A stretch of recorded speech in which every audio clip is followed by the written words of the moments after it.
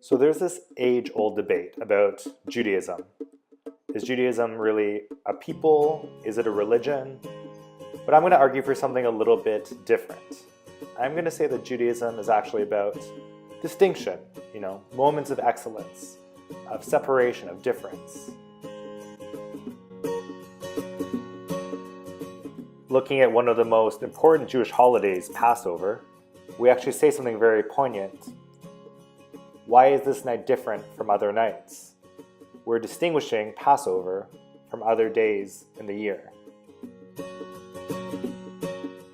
One of the best known Jewish rituals is lighting Shabbat candles. So before you light the candles, you're just living in an ordinary day of the week. But after you light the candles, something's changed. You've welcomed Shabbat. There's a distinction there. When Shabbat ends, at Havdalah, the blessing goes, "Blessed are you, ruler of the universe, who makes a distinction between holy and ordinary, between light and darkness,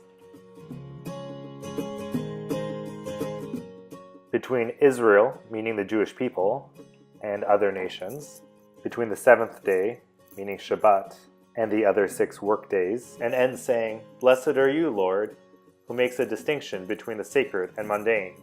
Basically, thanks. So what inspires me to choose to live a Jewish life? Well, I can tell you from a very short story. When I first started working full-time, my days became pretty repetitive. Every morning, I would have breakfast and brush my teeth, I'd go to work, I'd go to bed, and repeat. Did I feel like there were special moments that made my life distinct? Not so much.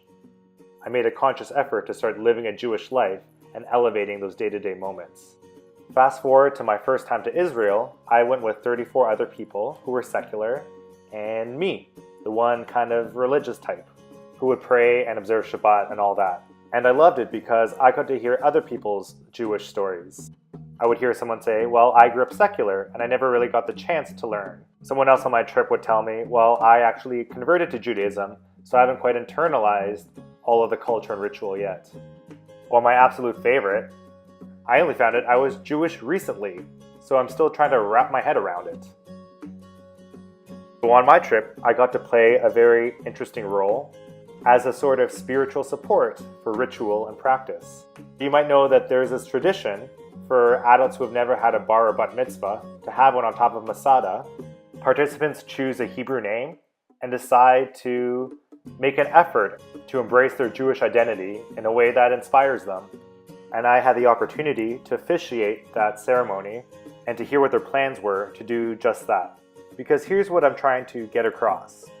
Judaism is rich in ways to make moments meaningful and special and distinct.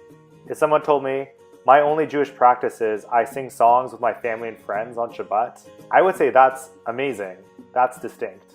If someone were to tell me, "My Jewish connection is to Israeli TV shows and movies," I'd say that's incredible, that's distinct.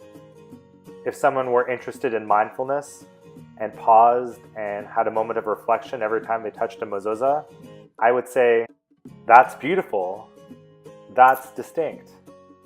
We have countless ways in Judaism to find meaning, and I think that's something valuable to be a part of.